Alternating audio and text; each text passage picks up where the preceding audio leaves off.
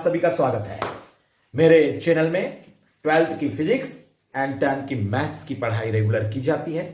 आप मेरे चैनल को ज्यादा से ज्यादा लाइक करें, सब्सक्राइब करें और शेयर करें, जिससे रेगुलर आपके पास ये वीडियो पहुंचती रहे। कोऑर्डिनेट ज्योमेट्री का दूसरा भाग, जिसको कहते हैं आलेख, डायग्राम या जिसको हम ग्राफ के नाम से भी जानते हैं, इसका हम अध्ययन करेंगे।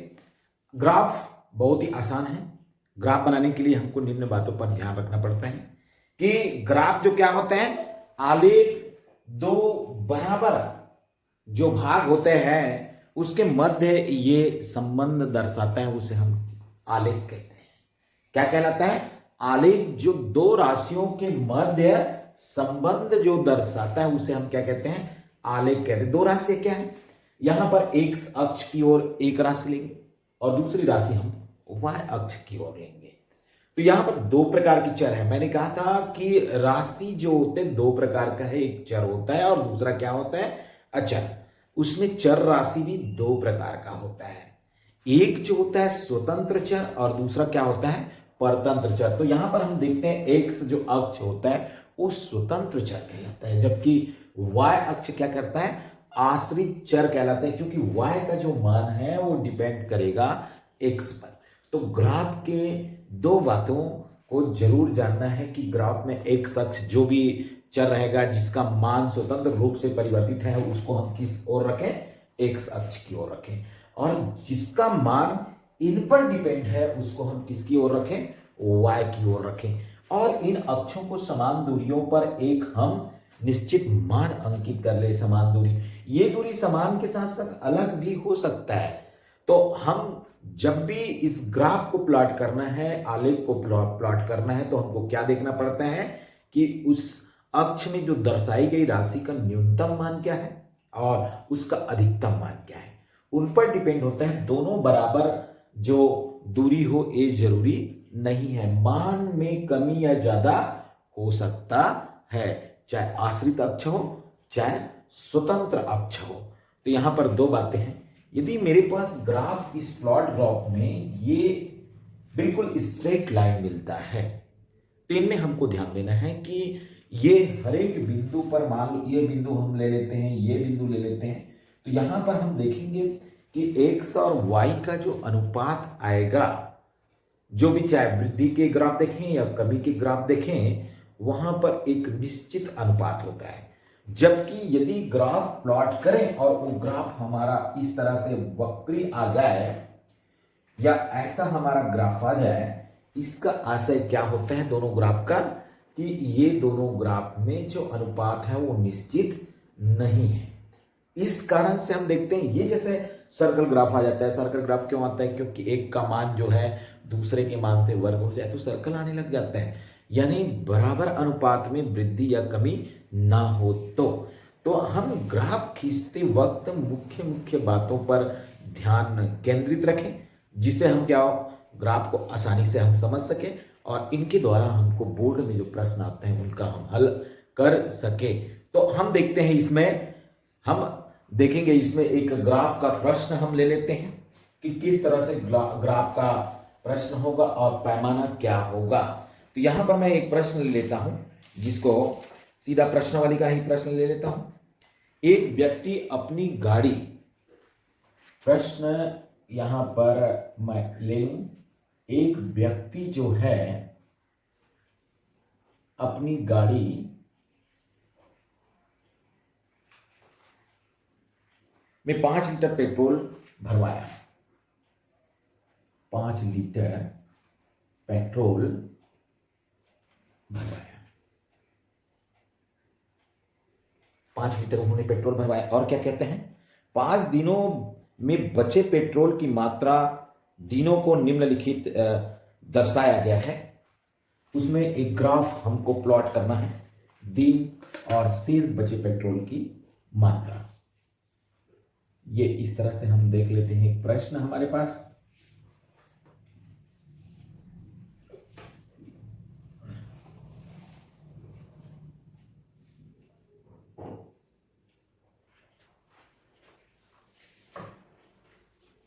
दिन बचे पेट्रोल की मात्रा लीटर में। तो ये पहला दिन, दूसरा दिन, तीसरा दिन, चौथा दिन और इस तरह से हमारे को दिया गया है पांचवा दिन। ये 4 लीटर, 3 लीटर, 2 लीटर, 1 लीटर और ये होता है 0 लीटर हमारे पास। तो बचे पेट्रोल की मात्रा और दिनों के बीच बचे पेट्रोल की मात्रा और दिनों के बीच ग्राफ आलेख खींचिए। यहां पर हम इस तरह से प्रश्न भरवाया गया है। अब इसमें हम देखते हैं एक्स अक्ष के अनुदिश हम कौन सा लेंगे और वाई अक्ष के अनुदिश हम कौन सा लेंगे। तो यहां पर दिन जो है ये चर पे आ रहा है। दिन किस में आ रहा है? चर राशि पर आ रहा है। तो इस तरह से हम देखते हैं एक्स अक्ष की ओर हम ले लेते हैं दिन और उस दिनों के आधार पर आपकी खपत पेट्रोल की जो मात्रा है उसको हम इधर ले लेते हैं। तो इसको लिख दें बचे पेट्रोल की मात्रा लीटर में। इस तरह से आगे तो हमारा दूसरा भाग इसका क्या है? ग्राफ जब भी आलेख प्लॉट करते हैं उसमें हम वहां पर क्या लिखते हैं?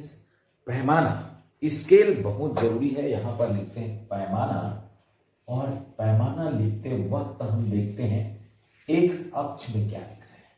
तो एक्स अक्ष एक बड़ा खाना बराबर, यहां पर हम एक जो कि दिन है एक ले रहे हैं, दिन भी हम यहां पर लिख सकते हैं वाई अक्ष एक बड़ा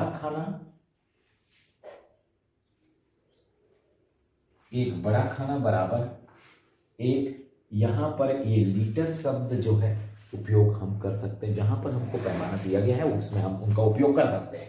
तो इस तरह से हम देखते हैं इसको, चाहे तो हम ऐसा एक डिब्बे बनाकर पैमानों को स्पष्ट रूप से हम दिखा दें।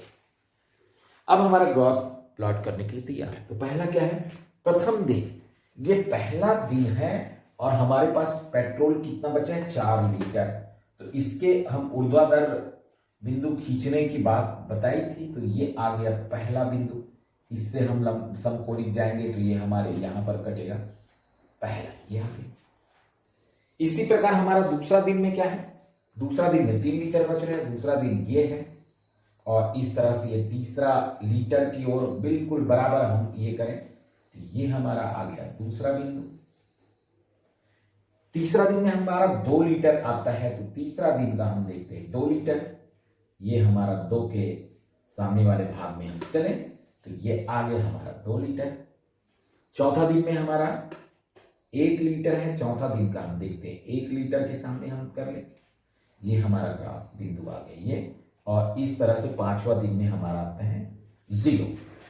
तो हम जब ग्राफ प्लॉट करते हैं ये ग्राफ बिल्कुल एक सीध पे आएगा। कब आएगा? जब आपका पैमाना बिल्कुल बराबर होगा तो ग्राफ हमारा बिल्कुल स्ट्रेट लाइन हमको प्राप्त होगा। इस तरह से हम देखते हैं तो हमारा ग्राफ जो आता है ये आता है,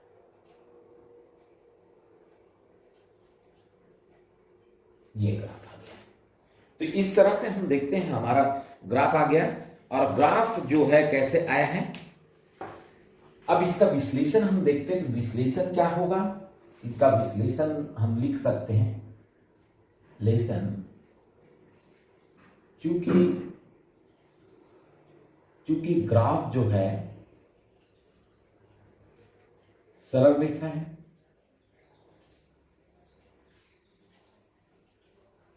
अतः यह एक निश्चित अनुपात में होगा।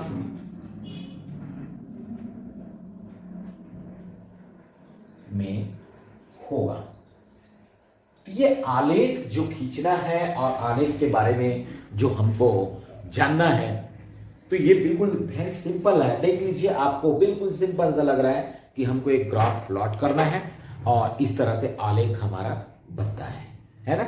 यहां पर हम देखते हैं दूसरा आलेख, जो डायग्राम का दूसरा प्रश्न है, हमको जो परीक्षा बोर्ड परीक्षा में जो आता है ना, तो वो है किसी शहर में एक दिन में दर्ज तापमान के आंकड़े ग्राफ द्वारा दर्शाया गया। आपको ग्राफ दिया रहता है। ग्राफ क्या दिया है हमारे पास, यहां पर देखो एक्स अक्ष की ओर जो दिया है एक दिन, यहां पर एक्स अक्ष रहेगा, एक दिन समय जो लिया है, और दूसरा हम देखते हैं वाई अक्ष की ओर तापमान दिया है।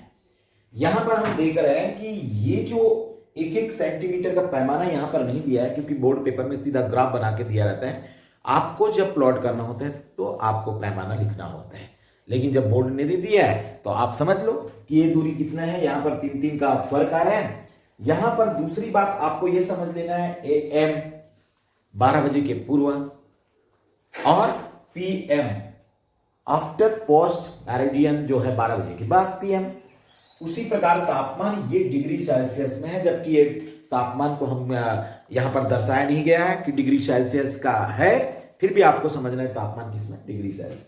तो हमारे बीच में ग्राफ है, इस ग्राफ को हमको पहले समझ लेना है। ये बिंदु है, ये बिंदु है, ये और दो पर एक लाइन दिया हुआ है। अब हमको इस पर जब इनको समझकर हमको हल करना है, हमको प्रश्न दिया हुआ है कि दिए गए ग्राफ के आधार पर निम्न प्रश्नों का उत्तर दीजिए। अब आपको पहला प्रश्न मिलता है, सुबह 6 बजे शहर का तापमान कितना था। बहुत ही वेरी सिंपल है इसका आंसर। सुबह यानी क्या कहलाता है, AM। सुबह यानी क्या कहलाता है, AM। तो देखो 6 हमारे पास दो आंकड़े हैं, एक 6 आंकड़े यहां पर है, एक 6 आंकड़े यहां पर है। तो यहां पर सुबह शब्द आने का अर्थ है वो AM को बता रहा है। तो इसके बीच में हम क्या करें, यहां पर अपना एक स्केल रख लें और पेपर में हम देखें कि ये वाले बिंदु इनके सीध में है, तो ये मिला लिए। उसके बाद मैं इस बिंदु को इधर से मिलाऊं और ये जो टच करेगा वही तापमान इसको बताएगा। तो ये किसको टच कर रहा है, 25 डिग्री सेल्सियस, 25 डिग्री सेल्सियस। तो यहां पर आंसर क्या आ गया है, सुबह 6 बजे शहर का तापमान कितना था, 25 डिग्री सेल्सियस था। दूसरा हमारे पास प्रश्न है कि दोपहर 3 बजे का तापमान कितना था। 3 बजे क्या है, 3 बजे देखो 3 बजे, और यहां पर शब्द आ गया है दोपहर। शब्दों को आपको पहचानना है कि आपको सुबह 3 बजे पूछ रहा है कि दोपहर 3 बजे पूछ रहा है। तो क्या पूछ रहा है, दोपहर। दोपहर मीन्स PM। तो हम PM में स्पष्ट यहां पर लिखा हुआ है ये 3 PM। तो इसको हम ऐसे कर लें और इस तरह से हमारा ये बिंदु, ऐसा आप लाइन खींचना चाहते हैं तो उस पेपर में लाइन खींच सकते हैं, कोई प्रॉब्लम नहीं है। इनको हमने देखा कि ये जो बिंदु आ रहा है, अब इस बिंदु को मैं ग्राफ से ऐसे मिलाऊं तो मेरे को स्पष्ट दिख रहा है, हमको देखने लाइन खींचने की जरूरत नहीं है, बिल्कुल स्पष्ट दिख रहा है। कितना दिख रहा है, 30। तो यहां पर का आंसर क्या आ गया, ये आंसर आया 30 डिग्री सेल्सियस। तो दोपहर 3 बजे का तापमान कितना हुआ, 30 डिग्री सेल्सियस। किस समय दिन का तापमान 30 डिग्री है। जिस प्रश्न को फिर से उलट दिया, आप बिल्कुल ग्राफ को देखकर बनाना है, आपको उत्तर रटना उठाना नहीं है।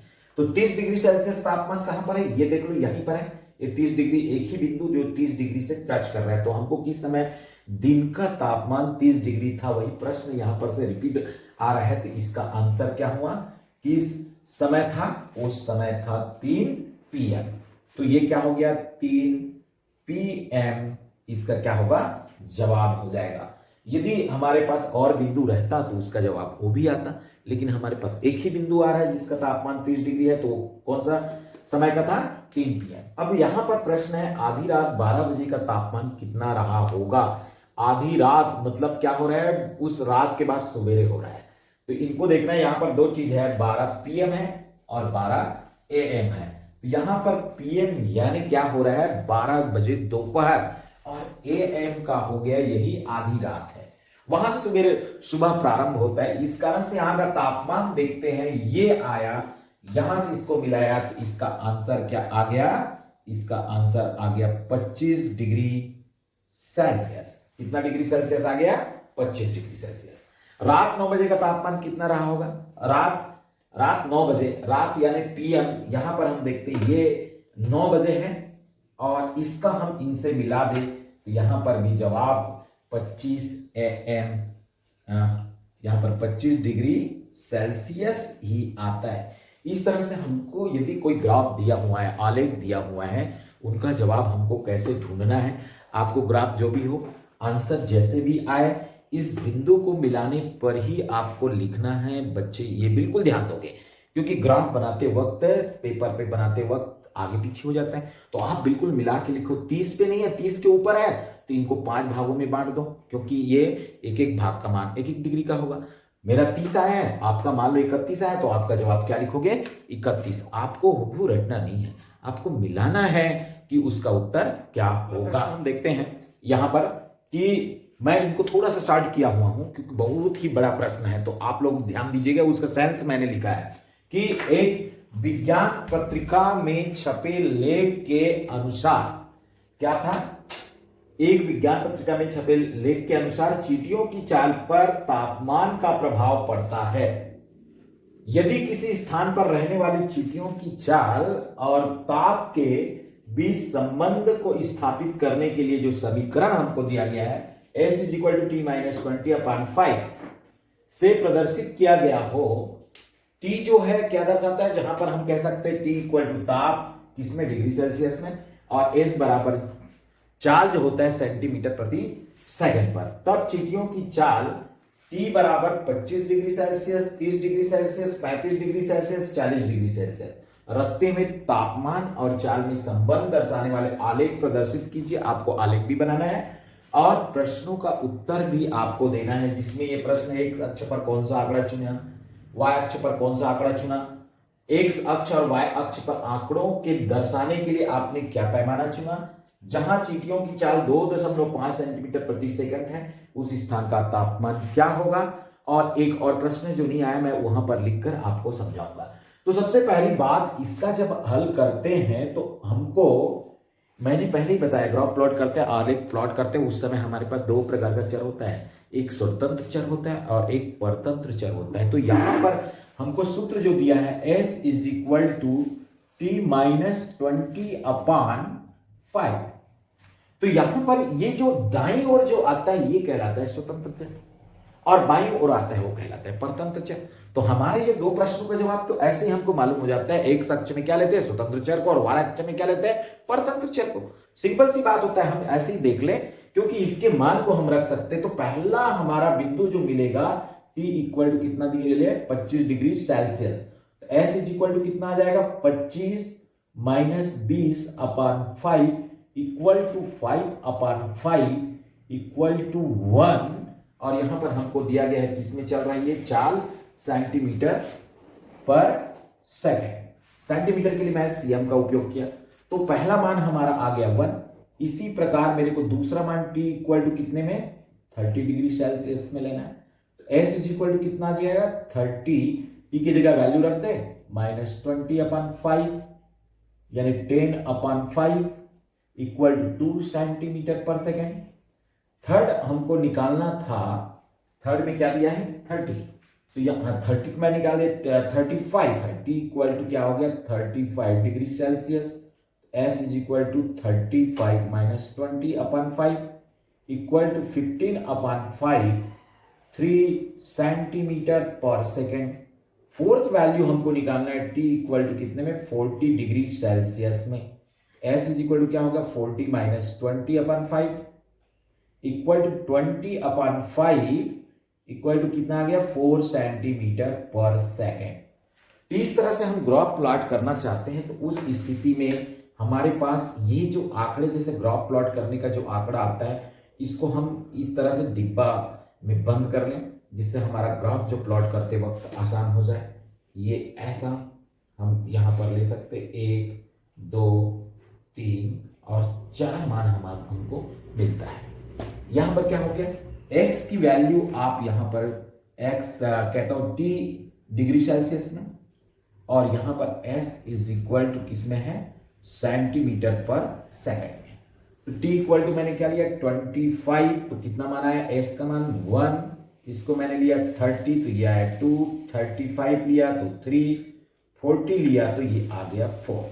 अब इनके बीच में हमको ग्राफ जो है प्लॉट करना है। चूंकि मैं इधर को मिटा नहीं पाऊंगा, मैं इधर को ही मिटाऊंगा, तो ये मेरा ग्राफ के लिए बिंदु आ गया। अब ग्राफ प्लॉट करना है, तो ग्राफ प्लॉट करना है तो क्या करूंगा, इसके लिए मैं जो मेरे पास जो स्पेस दिया हुआ है उसको दो बराबर भागों में बांटूंगा। अब इस तरह से यहां पर मैं सॉलिड ग्राफ खींच रहा हूं, ये आएगा, ये कहलाता है एक्स अक्ष, और ये आ गया वाई अक्ष, इस तरह से 0। तो यहां पर हम लेते हैं स्वतंत्र चर को, और ये स्वतंत्र चर क्या है, हमारे पास t है। किसमें है ये t? डिग्री सेल्सियस में। और यहां पर हम परतंत्र चर है, इसको लेते हैं, ये क्या है, s, और s किसमें है, सेंटीमीटर पर सेकेंड में। अब इसका पैमाना हमको लेना पड़ता है। पैमाना हमारा देख लो, 1 2 3 4, इधर क्या है 25 के बाद 30 है 5 5 का, तो ये हम लेते 5, ये हो गया, यानी 25 से हम शुरू करें, 30 35 40 45। और चूंकि हमने ये डिग्री सेल्सियस लिख लिया है तो हमारा ये हो गया। उसके बाद हम इधर लेते हैं 1 2 3 4 5। तो हमारा मेन होता है इसका पैमाना जो यहाँ पर जो स्केल के रूप में हमको लिखना होता है। पैमाना मैं 60 कर रहा हूं क्योंकि जगह मेरे पास छोटी है, तो यहां पर हम लिख देते एक्स, इसको अक्ष समझ लेना। एक्स अक्ष क्या हो रहा है, 1 सेंटी या 1 खाना बराबर 5 डिग्री सेल्सियस। 1 खाना यानी 1 सेंटीमीटर भी आप ले सकते हो, 2 सेंटीमीटर ले सकते हो। कितने डिग्री का है, 5 डिग्री का है। वाई अक्ष मैं डैश कर रहा हूं क्योंकि जगह नहीं है। 1 खाना या 1 सेंटीमीटर कह सकते हो बराबर 1, इतना हम पैमाना को यहां पर बना ले। अब मैं ग्राफ प्लॉट करता हूं। ग्राफ में क्या है, 25 डिग्री पर 1 है, ये देख लो। 25 समकोणिक हम ऐसा खींचते जाएंगे, इसके रख के हमारे को बिंदु ये मिलेगा। 30 पर कितना है, 2। 30 पर ये हम सीधा चले तो ये आ गया, इधर से आए तो ये आ गया हमारा 2। 35 पर कितना है, 3, हमारे को ये मिलेगा 3। 40 पर कितना है, 4 हमको कहाँ मिला, ये। इस तरह से हमारा जो ग्राफ आता है वो हमारा ग्राफ, ये हमारा ग्राफ आता है, ये ग्राफ आ गया। तो यहां पर सबसे पहले इसका अनुपात के बारे में मेरे को प्रश्न किया होता तो मैं प्रश्न का जवाब क्या देता, पहला। अब मेरे पास ये प्रश्न है, ये जब स्ट्रेट लाइन आ जाता है कोई भी ग्राफ तो क्या होता है बच्चों, यहां पर ग्राफ स्ट्रेट लाइन होता है, समान अनुपात में होगा। यानी उन चीटियों के द्वारा तापमान बढ़ने के बाद भी उनकी चाल जो बढ़ रहा है या घट रहा है वो, लेकिन अनुपात हम देंगे एक समान होता है। अब मेरे पास पहला प्रश्न है, उसका आंसर मैं दूं। इस ग्राफ प्लॉट करने के बाद आपको पहला प्रश्न का आंसर देना पड़ेगा। एक्स अक्ष पर कौन सा आंकड़ा चुना आपने, अभी एक्स अक्ष पर, ये एक्स अक्ष है, कौन सा आंकड़ा चुना है आपने, तापमान को चुना है। तो उत्तर क्या होगा, एक्स अक्ष पर तापमान डिग्री सेल्सियस को चुना। ये हमारा पहला प्रश्न का आंसर हो गया। दूसरा प्रश्न क्या पूछ रहा है, एक्स अक्ष पर कौन सा आंकड़ा चुना, तो हमने वाई अक्ष पर कौन सा आंकड़ा चुना, हमने वाई अक्ष पर जो आश्रित चर है, आश्रित चर इसमें क्या था, यहां पर चली गई दूरी था, तो हम वाई अक्ष पर कौन सा आंकड़ा चुना, वाई अक्ष पर चली गई दूरी चुना। इसी प्रकार से मेरे पास तीसरा प्रश्न था, इसका उत्तर क्या होगा, एक्स अक्ष और वाई अक्ष पर आंकड़े दर्शाने के लिए आपने क्या पैमाना चुना, आप इस पैमाने को यहां पर नोट कर दोगे। पैमाना आपने चुना है एक्स अक्ष पर 1 खाना बराबर 5 डिग्री सेल्सियस और वाई अक्ष पर 1 खाना बराबर 1 सेंटीमीटर पर सेकंड को चुना है, सेंटीमीटर पर सेकंड। उसके बाद जहां चींटियों की चाल 2.5 प्रति सेकंड है, उस स्थान का तापमान क्या है। अब 2.5, 2 ये हो गया, 3 ये हो गया, इसके बीच का मैं यहां पर बिल्कुल ग्राफ को इस तरह से मिलाकर मैं चलूंगा, यही होगा 2.5। ये यहां पर ये 2.5 हो गया। तो यहां का तापमान क्या रहेगा, ये देखो, ये तापमान के लिए मैं ग्राफ इधर के लाऊं तो 30 और 35 के बीच का तापमान रहेगा। इस कारण से हमारा चौथे प्रश्न का जो उत्तर होगा 30 और 35 का औसत निकाल दो तो क्या होगा, 32.5 डिग्री सेल्सियस का होगा। उसके बाद एक प्रश्न और यहां पर मेरे को दिया गया है जो लिख नहीं पाया था। वो प्रश्न था, यदि तापमान 30 डिग्री सेल्सियस से 40 डिग्री सेल्सियस हो जाए तो चींटियों की चाल पे क्या परिवर्तन होगा। 30 से 40 के बीच में क्या है, 30 डिग्री सेल्सियस से 40 डिग्री सेल्सियस के बीच चींटियों की चाल में परिवर्तन क्या होगा, ये प्रश्न था। इसको मैंने नहीं लिखा था। तो यहां पर हम देखते हैं 40 डिग्री सेल्सियस पर इसकी चाल कितनी है, 4, और 30 डिग्री पर कितनी है, 2। तो 4 × 2 बराबर 2 सेंटीमीटर पर सेकेंड की होगी। यानी यहां पर हम ग्राफ के द्वारा देखकर ही बता सकते हैं, और हम जब पैमाना बनाए हुए थे उस पर भी आपको दिखता है 40 डिग्री पर 4 और 30 डिग्री पर 2, यानी दोनों के बीच का अंतर कितना आएगा, 2 सेंटीमीटर पर सेकंड की आएगी। ये वीडियो कैसा लगा जरूर हमको कमेंट्स करें।